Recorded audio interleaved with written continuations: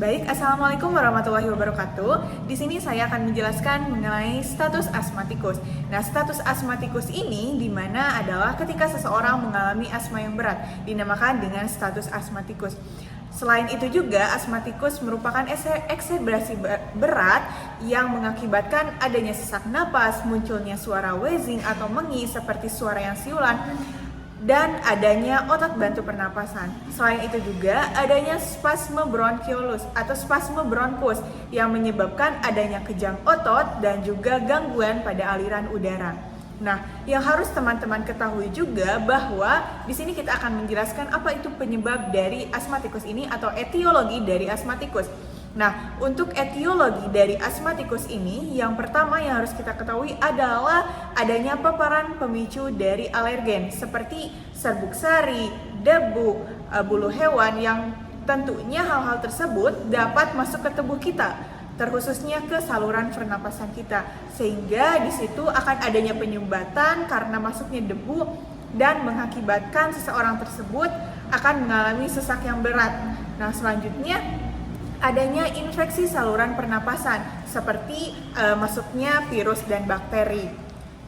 Nah, infeksi dari saluran pernapasan ini akan memicu terjadinya peradangan yang menyebabkan penyempitan pada sistem pernapasan.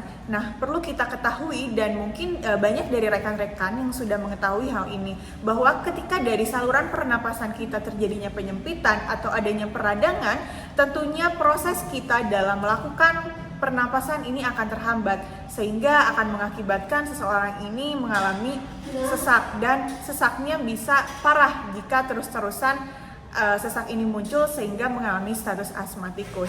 Selanjutnya, sistem imun juga dapat merespon infeksi dengan melepaskan zat peradangan seperti sitokin dan histamin yang bisa menyebabkan peradangan tersebut. Selanjutnya, penyebab yang ketiga adalah ketidakpatuhan minum obat. Nah, terkhususnya orang-orang yang memiliki status asma sebelumnya dan dianjurkan untuk mengonsumsi obat tersebut, misalkan obat-obat yang dianjurkan untuk pasien yang terkena asma sebelumnya, jika obat ini tidak diminum secara teratur, tentunya akan memperburuk dari keadaan pasien tersebut yang bisa mengakibatkan status asmatikus. Selanjutnya adanya paparan obat atau zat kimia yang tentunya ini juga akan terhirup oleh tubuh kita dan tubuh kita akan meresponnya. Jika tubuh kita merespon dengan tidak baik, tentunya sistem pernapasan dari tubuh kita juga akan sulit untuk melakukan pernapasan, sehingga akan munculnya sesak pada nafas juga. Selanjutnya, adanya stres dan faktor psikologis. Tentunya kalau misalkan rekan-rekan sedang cemas atau adanya perubahan pola pernapasan yang biasa disebut dengan hiperventilasi, ini tentunya sistem pernapasan yang ada di tubuh kita juga akan bekerja lebih ekstra dan akan munculnya sesak ini.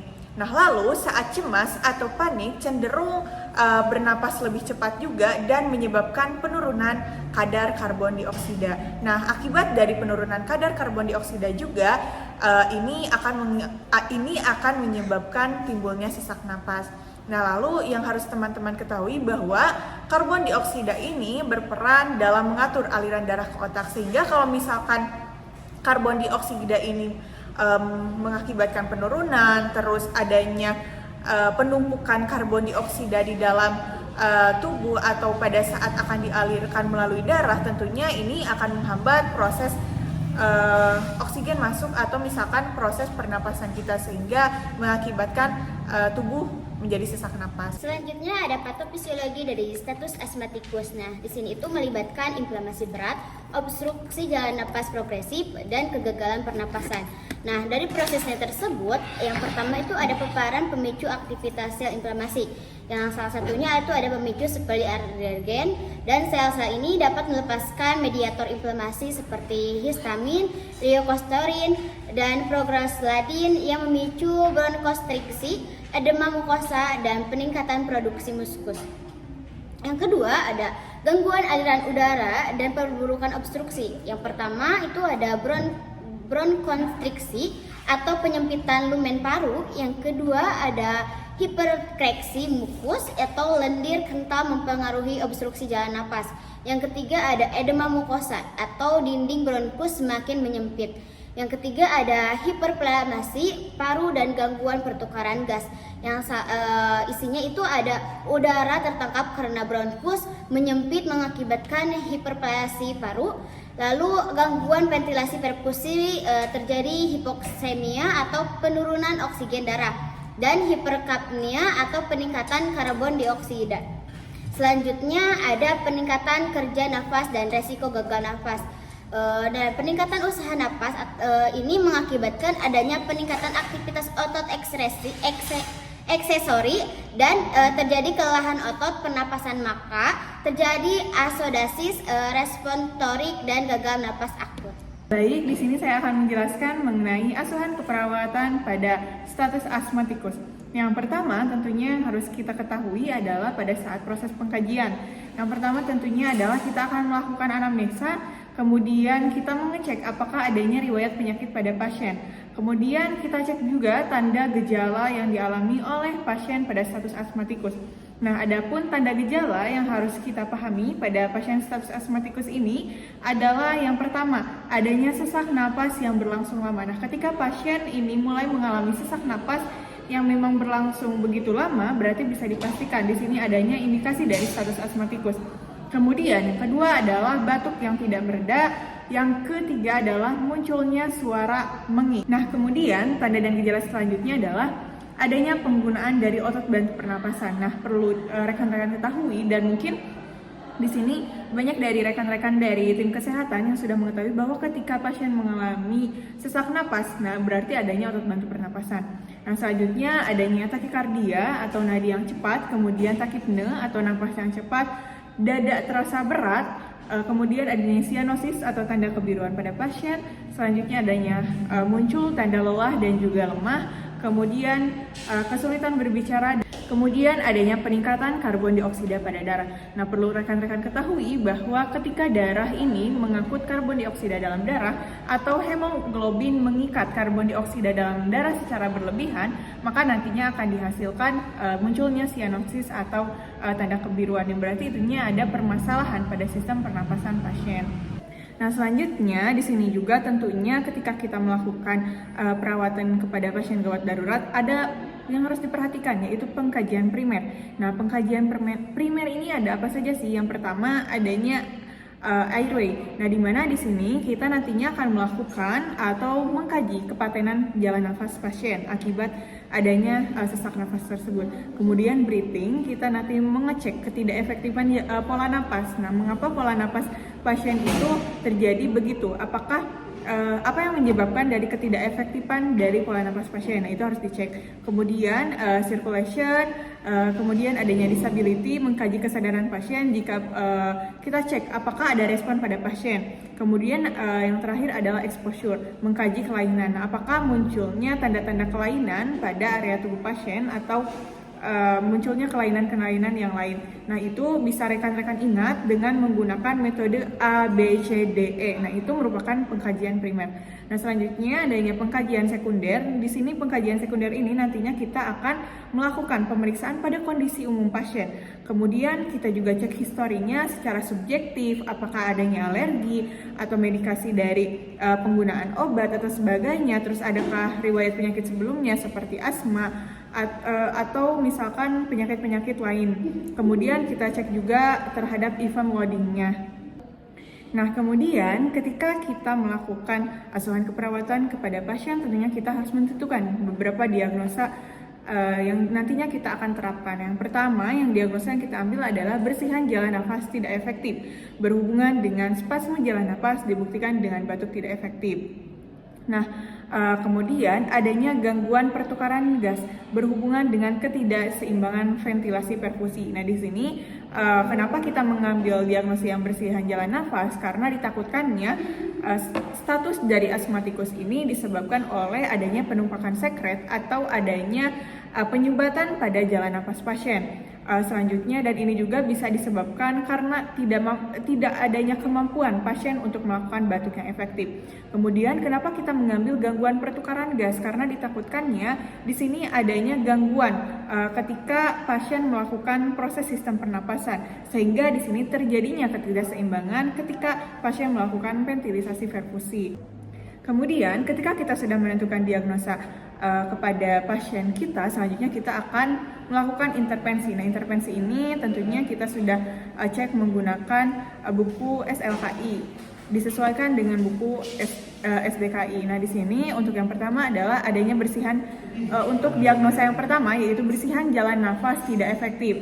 Nah, di sini tentunya kita harus mengecek terlebih dahulu dari objektifnya. Apakah adanya batuk tidak efektif, terus sekutum berlebih, dan juga adanya suara mengi. Selanjutnya, gejala dari tanda minornya juga kita harus memperhatikan. Untuk tadi tanda mayor dan selanjutnya ini tanda minor.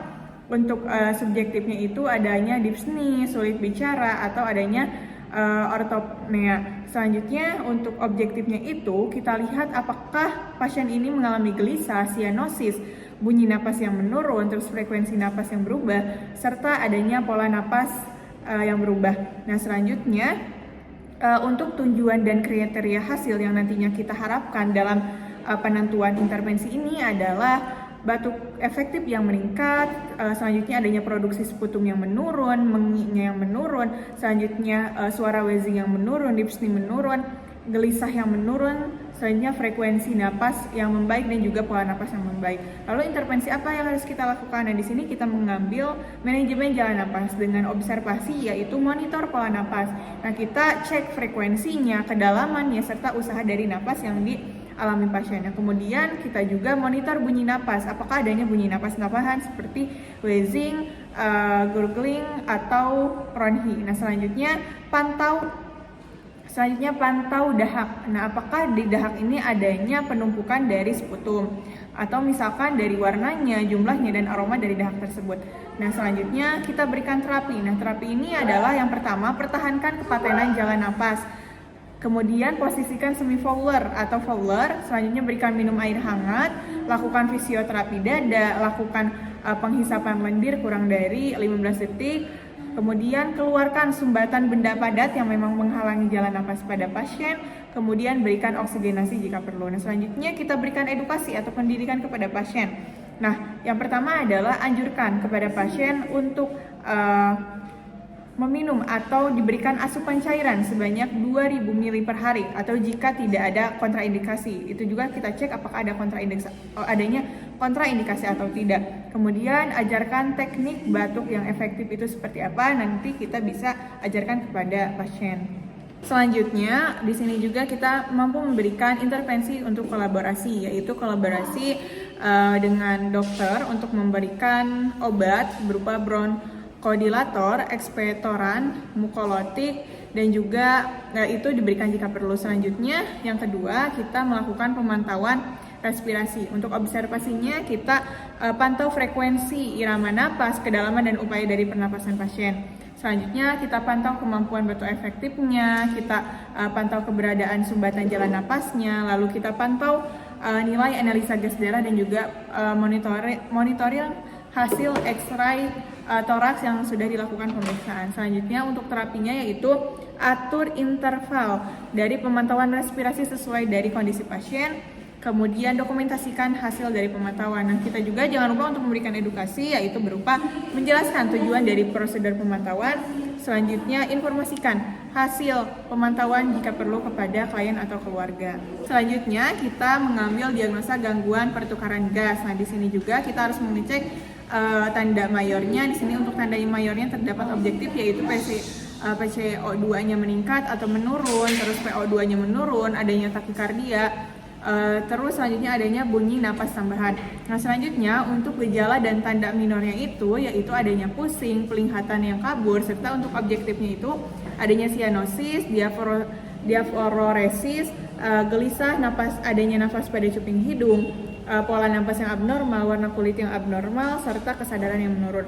Lalu untuk kriteria hasil yang kita harapkan dari hasil intervensi ini adalah tingkat kesadaran yang meningkat, dyspnea yang menurun, bunyi napas tambahan yang menurun, pusing yang menurun, gelisah yang menurun, napas cuping hidung yang menurun, PCO2 membaik, PO2 membaik, takikardia membaik, pH-nya membaik, sianosis membaik, pola napas membaik, dan warna kulit juga membaik. Nah, selanjutnya di sini ada intervensi untuk pemantauan respirasi itu tindakan-tindakannya sama ketika tadi di diagnosa yang pertama, itu sama untuk pemantauan respirasi. Selanjutnya di sini juga kita mampu memberikan intervensi untuk kolaborasi, yaitu kolaborasi dengan dokter untuk memberikan obat berupa bronkodilator, ekspektoran, mukolotik, dan juga itu diberikan jika perlu. Selanjutnya yang kedua, kita melakukan pemantauan respirasi. Untuk observasinya kita pantau frekuensi irama napas, kedalaman dan upaya dari pernapasan pasien.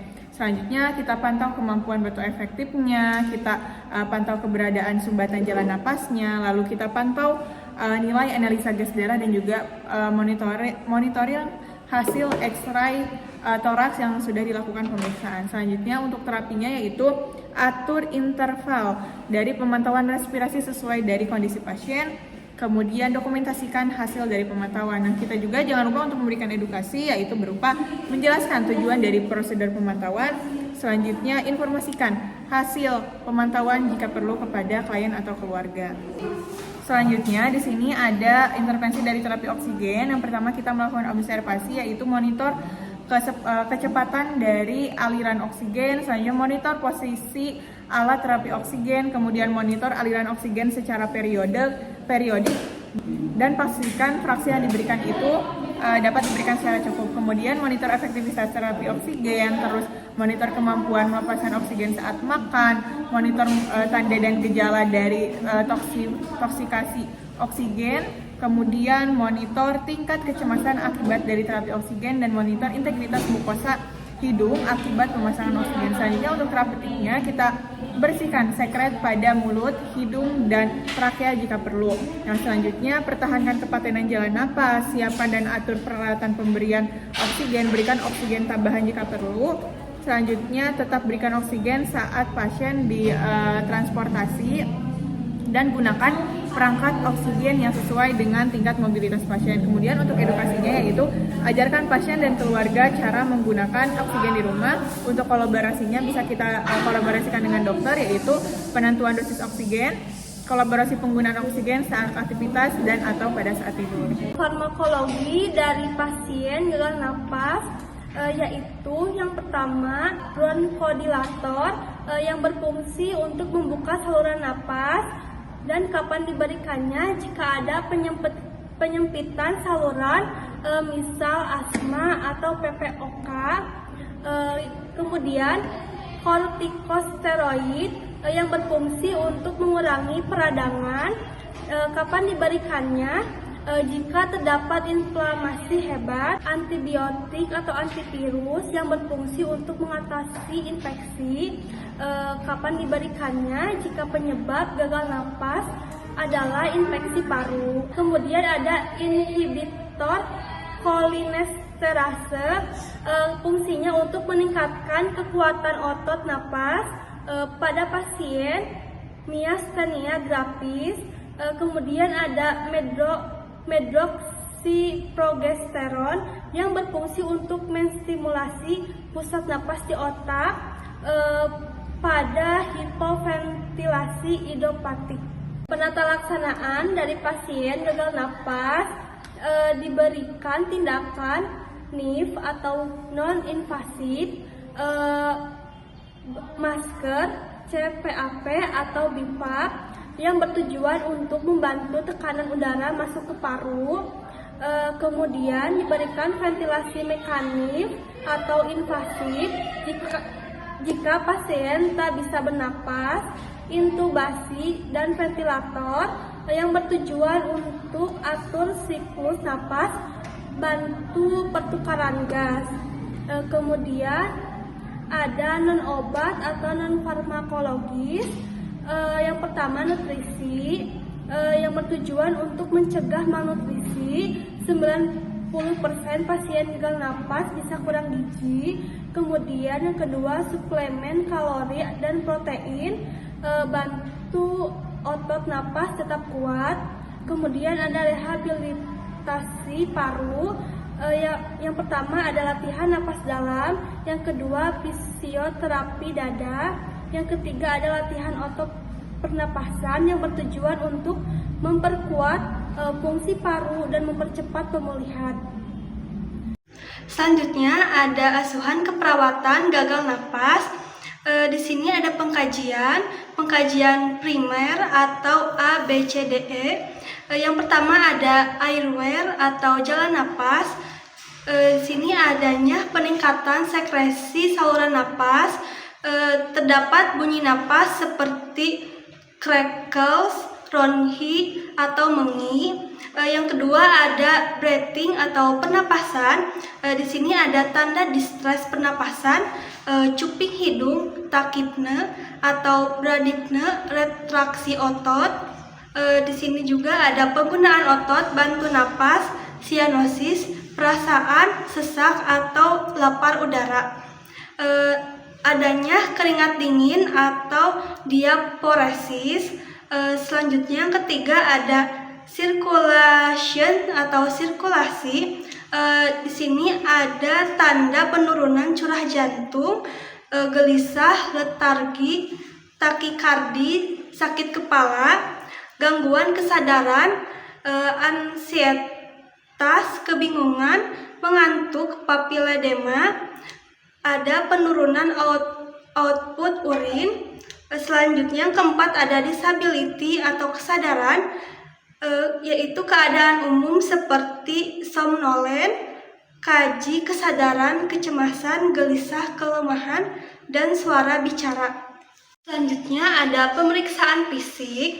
Pemeriksaan fisik dilakukan untuk mengidentifikasi tanda-tanda klinis yang mendukung diagnosis serta mengeliminasi kemungkinan penyakit lain. Pemeriksaan berdasarkan pendekatan B1 sampai B6 atau review of system. Di sini ada B1 atau breathing, yaitu yang pertama ada bentuk dan gerakan dada saat bernapas, gerakan napas simetris, napas cepat dan dangkal, retraksi sternum, dan sela iga, cuping hidung. Selanjutnya ada batuk produktif dengan dahak purulen, getaran suara atau vokal vermitus, biasanya normal, nyeri dada saat batuk, bunyi napas tambahan seperti ronhi basah pada sisi paru yang sakit, bunyi perkusi, sonor atau redup tergantung kondisi paru. Selanjutnya ada B2 atau blood, ada kelemahan umum, nadi prefer melemah, pemeriksaan batas jantung, tekanan darah, dan bunyi jantung tambahan. Selanjutnya ada B3 atau brain. Di sini ada penurunan kesadaran terutama pada pasien dengan ventilator, sianosis perifer bila perfusi jaringan terganggu, ekspresi wajah seperti meringis, menangis, merintih, atau menggeliat mendadak nyeri. Selanjutnya ada B4 atau bladder. Pemantauan output sangat penting terutama untuk mendeteksi tanda awal shock seperti oligoria. Selanjutnya ada B5 atau bowel, yaitu gejala gastrointestinal, mual, muntah, anoreksia, penurunan berat badan. Selanjutnya ada B6 atau bone, yaitu kelemahan dan kelemahan umum yang menyebabkan ketergantungan pada orang lain untuk aktivitas harian. Selanjutnya ada pengkajian sekunder. Yang pertama ada keluhan utama, dikaji menggunakan pendekatan sampel. Yang pertama S, signs, dan symptoms, yaitu tanda dan gejala yang dirasakan pasien. Yang selanjutnya ada A atau alergis, yaitu alergi yang dimiliki pasien. Selanjutnya ada M atau medication atau obat-obatan yang dikonsumsi untuk mengatasi masalah. Selanjutnya ada P atau past illnesses, yaitu riwayat penyakit yang pernah dialami. Selanjutnya ada L atau last oral intake, yaitu makanan dan minuman terakhir yang dikonsumsi termasuk perubahan nafsu makan. Selanjutnya ada E atau events leading to illness, yaitu pemicu atau kejadian yang menyebabkan keluhan seperti sesak napas pada kasus gagal napas. Selanjutnya ada riwayat kesehatan sekarang, yaitu merupakan pengembangan dari keluhan utama yang disusun secara naratif menggunakan metode PQRST. Yang pertama ada P atau provocation atau validation, yaitu pemicu dan pereda keluhan. Yang kedua ada Q atau quality, yaitu karakteristik keluhan. Yang ketiga ada R atau region atau radiation, yaitu lokasi dan penjalaran keluhan. Selanjutnya ada S atau severity, yaitu tingkat keparahan. Yang kelima ada T atau time atau waktu mulai dan durasi keluhan. Selanjutnya ada riwayat kesehatan masa lalu, yaitu meliputi pertanyaan tentang riwayat penyakit seperti hipertensi, diabetes mellitus, penyakit jantung, anemia, penggunaan obat atau antikoagulan, aspirin, vasodilator dan obat adiktif, serta konsumsi alkohol. Selanjutnya ada riwayat penyakit keluarga, mencakup informasi mengenai penyakit keturunan, penyakit menular yang ada dalam keluarga. Ada beberapa diagnosa yang diambil dari permasalahan gangguan gagal napas. Yang pertama ada bersihan jalan napas tidak efektif, dilihat dari buku SDKI nomor D0001. Ketidakmampuan membersihkan sekret atau lendir, obstruksi dari jalan napas untuk mempertahankan jalan napas tetap paten. Masalah ini sering muncul pada pasien gagal napas akibat akumulasi lendir, sputum kental, atau adanya benda asing di saluran napas. Jalan napas yang tersumbat dapat memperburuk kondisi hipoksemia atau kadar oksigen rendah dalam darah dan menurunkan ventilasi efektif. Biasanya pasien menunjukkan gejala seperti batuk tidak efektif, napas bunyi grok-grok atau rongi, dan meningkatkan frekuensi napas. Yang kedua ada gangguan pertukaran gas, dilihat dari nomor D0003. Nah, perubahan dalam oksigenasi dan atau elemensi karbon dioksida pada membran alveolar kapiler. Nah, gagal napas dapat menyebabkan gangguan pertukaran gas karena terjadi ketidakseimbangan antara ventilasi dan perfusi paru, kerusakan membran alveolar atau akumulasi cairan atau adanya inflamasi pada paru. Nah, ini dapat menyebabkan oksigen tidak dapat masuk ke dalam darah secara adekuat atau terjadinya hipoksemia dan karbon dioksida tidak tereliminasi dengan baik atau hiperkapnia. Nah, lalu selanjutnya ada gangguan penyampihan ventilator, dilihat juga dari buku SDKI nomor D0002. Nah, ini ketidakmampuan untuk mengadaptasi terhadap penurunan bantuan dari ventilator mekanik. Nah, biasanya pasien gagal napas yang dirawat dengan ventilator sering mengalami kesulitan saat proses penyampihan atau weaning, yaitu tahap mengurangi ketergantungan terhadap alat bantu napas. Nah, gangguan ini bisa disebabkan oleh kelemahan otot pernapasan, kecemasan, gangguan kesadaran, atau penyakit dasar. Biasanya penyakit ini belum stabil. Gejala yang biasa timbul termasuk peningkatan kerja napas, takikardia, gelisah, atau penurunan saturasi saat proses weaning. Pada intervensi yang akan kita ambil untuk permasalahan gagal napas, pada diagnosisnya tadi sudah disebutkan ada 3 diagnosis. Untuk diagnosis yang pertama yaitu bersihan jalan napas tidak efektif, di mana intervensinya nanti kita akan fokuskan pada menjaga jalan nafas agar tetap terbuka. Misalnya fisioterapi dada, teknik batuk efektif, suction, ataupun pemberian cairan untuk membantu pengenceran sekret. Nah, menurut buku Psiki, nanti kita akan melakukan intervensi manajemen jalan napas.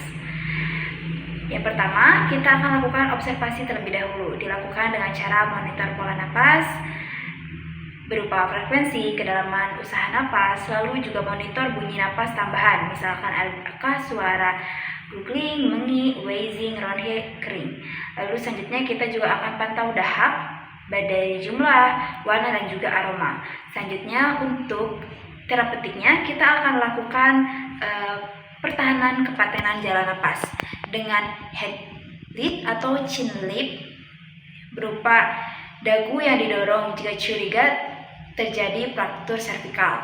Lalu selanjutnya kita posisikan semi polar atau polar, lalu kita akan berikan air hangat. Selanjutnya kita akan lakukan fisioterapi dada. Jika perlu, lakukan penghisapan lendir kurang dari 15 detik. Lalu kita akan lakukan hiperoksigenasi sebelum penghisapan endokrin. Lalu selanjutnya kita juga akan mengeluarkan sumbatan benda padat apabila terdapat sumbatan dengan forceps MC grill. Lalu kita juga akan berikan oksigen jika perlu. Lalu untuk edukasi yang kita akan berikan kepada pasien diantaranya adalah anjurkan asupan cairan 2000 ml per hari jika tidak ada kontraindikasi. Lalu juga kita akan ajarkan teknik batuk efektif. Hal itu berdasarkan pada tujuan yang ada pada buku SLKI, bersihan jalan napas yang diberi kode L01002. Dengan tujuan setelah kita berikan intervensi, maka akan ada peningkatan kriteria hasil berupa batuk efektif meningkat, produksi sputum menurun, mengi menurun, lalu juga wheezing menurun, dyspnea menurun, gelisah menurun, lalu juga frekuensi napas membaik, dan terakhir adalah pola napas yang membaik. Lalu selanjutnya untuk kolaborasi, kita akan melakukan kolaborasi berupa pemberian bronkodilator, lalu juga ekspektoran, mukolitik jika perlu. Lalu selain itu, selain manajemen jalan napas, kita juga akan memberikan intervensi berupa pemantauan respirasi yang diberikan kode I01014. Lalu untuk pertama, kita akan lakukan observasi terlebih dahulu. Untuk observasi, kita akan lakukan pantau frekuensi, irama, dan juga kedalaman upaya pernapasan. Lalu kita akan pantau pola napas seperti brapsni, lalu takipne, lalu hiperventilasi, kusmo, chin stop, biot, ataksik. Lalu juga kita akan pantau kemampuan dari batuk efektif. Lalu juga kita akan pantau keberadaan produksi dahak, pantau juga keberadaan sumbatan jalan napas, lalu palpasi kesimetrisan antara ekspasi paru, lalu juga auskultasi bunyi napas, monitor saturasi oksigen, pantau nilai analisis gas darah, dan juga monitor hasil X-ray torak. Lalu untuk terapinya, kita akan atur interval pemantauan respirasi sesuai dengan kondisi dari pasien. Dan yang kedua adalah dokumentasi dari setiap hasil pemantauan. Untuk edukasi yang kita akan berikan terhadap pasien ataupun keluarga pasien diantaranya adalah menjelaskan tujuan dan prosedur dari pemantauan.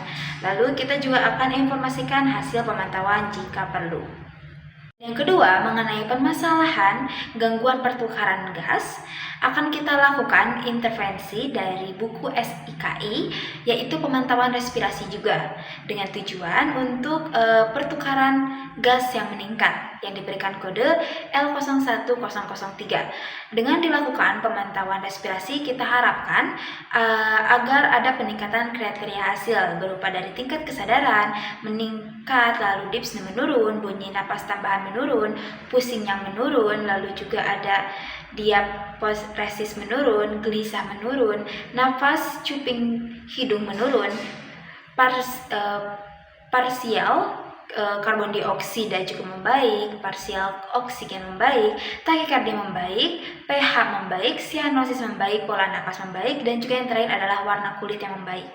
Lalu selain itu, kita akan juga lakukan terapi oksigen yang diberikan kode I01026. Untuk terapi oksigen ini, observasi yang kita akan lakukan berupa monitor kecepatan aliran oksigen, lalu juga monitor posisi alat terapi oksigen, lalu monitor aliran oksigen secara periodik dan pastikan frekuensi yang diberikan. Nah, lalu selanjutnya yang cukup. Lalu selanjutnya kita juga akan memonitor efektivitas dari terapi oksigen, misalkan dari oximetri atau hasil dari analisis gas darah jika perlu. Lalu juga kita akan monitor kemampuan untuk melakukan pelepasan oksigen ketika makan. Lalu monitor tanda-tanda hipoventilasi.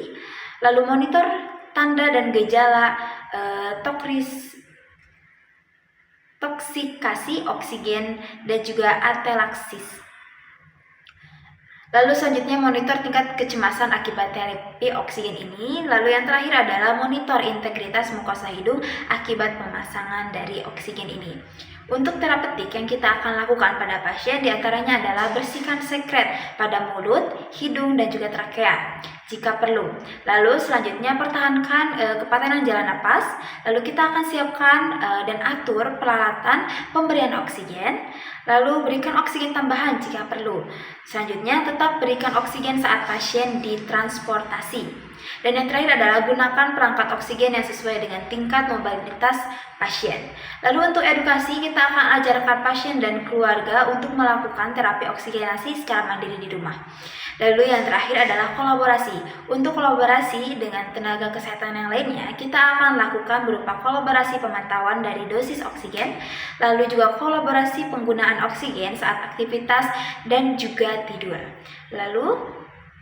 Nah, untuk gangguan permasalahan gagal napas, diagnosis yang terakhir yaitu gangguan penyempihan ventilator, kita akan lakukan intervensi dari buku SIKI yaitu penyempihan ventilasi mekanik yang diberikan kode I01021. Yang kita akan lakukan pertama-tama adalah observasi tentunya. Observasi ini kita lakukan dengan melakukan pemeriksaan kemampuan untuk disapi, meliputi hemodinamik, stabil, kondisi optimal, dan bebas dari infeksi. Lalu selanjutnya kita akan monitor prediktor kemampuan untuk mentolerir penyempihan, misalkan tingkat kemampuan bernapas, kapasitas vital, lalu juga kekuatan inspirasi, lalu juga tekanan inspirasi negatif. Lalu selanjutnya kita juga akan monitor tanda-tanda kelemahan dari otot napas, misalkan kenaikan dari parsial, karbon dioksida mendadak, lalu juga nafas cepat dan dangkal, gerakan dinding abdomen paradoks, lalu juga hipoksemia, hipoksia, jaringan saat penyempihan. Dan yang terakhir adalah monitor status cairan elektrolit. Dan untuk terapeutik yang kita akan berikan dari intervensi ini diantaranya adalah posisi semipaulerkan pasien di antara 30 sampai 45 derajat. Selanjutnya kita akan lakukan penghisapan jalan napas jika hal tersebut diperlukan. Lalu kita akan berikan fisioterapi dada jika hal tersebut juga perlu dilakukan. Lalu kita akan lakukan uji coba penyempihan 30 sampai 120 menit dengan napas spontan dibantu dengan ventilator. Lalu gunakan teknik relaksasi, hindari pemberian sedasi farmakologis selama pengobatan atau pemberian pencobaan penyempihan. Lalu yang terakhir adalah berikan dukungan psikologis untuk pasien.